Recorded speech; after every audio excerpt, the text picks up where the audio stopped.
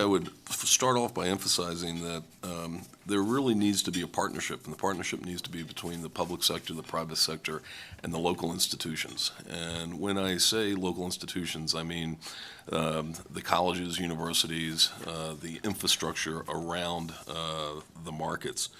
The three areas that probably jump out as the areas that need to be addressed in terms of creating an environment that attracts investment and attracts financial institutions to operate within those markets are the regulatory framework, and I won't go in detail, but it's all around transparency and rule of law. And so you sit down and say people have to have the ability to have their disputes arbitrated, settled, and be able to get their hands on their assets appropriately.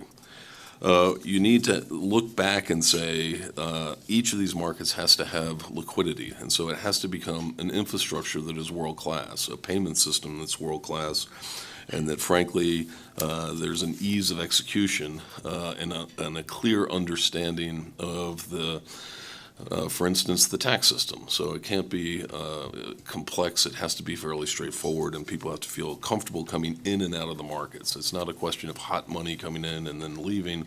It's really just a question of sophisticated players needing to make sure that there's ample liquidity to make sure that the pricing of the market is appropriate.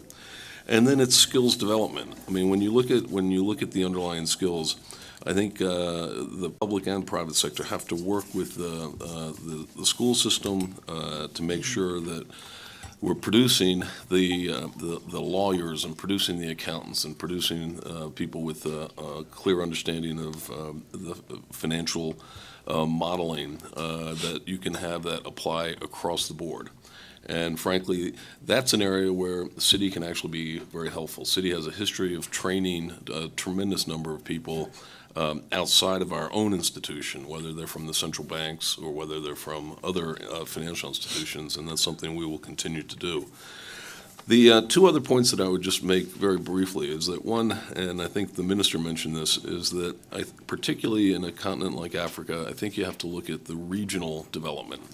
Not every country is going to have a major stock market.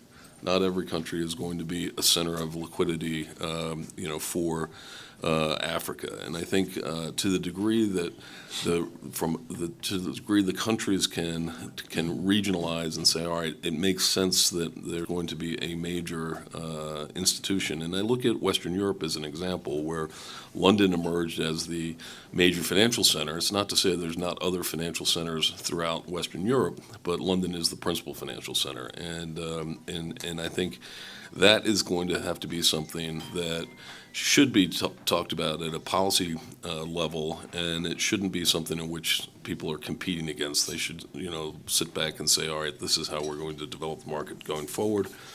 And my last point is technology. Technology is developing so quickly, and it's going to have such a profound impact in terms of how financial products are delivered. And I think in Africa in particular, it's going to provide an opportunity to leapfrog what is the existing model of bricks and mortars in terms of distribution. And we're looking at and seeing where technology is getting to a point where you can have whether it's retinal scans or whether you can have, thumbprints in terms of recognition.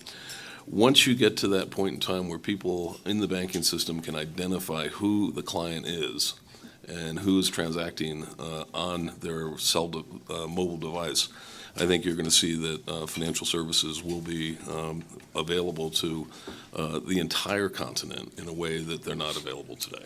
From our perspective, we think that the way in which the people that are not included in the financial institutions now that are not banked is through technology. And if you look at the statistics in terms of how many people actually have mobile phone devices and the growth in the usage of mobile phone devices, we think that might be the actually way forward in terms of making sure that the people that don't have access to financial institutions have access to that in the future.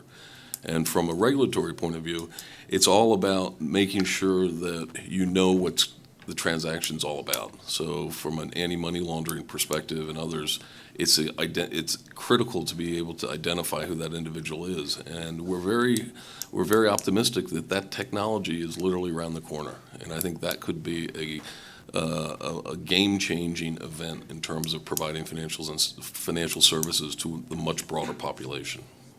Doing business in Africa. You can't afford to be without Africa Investor.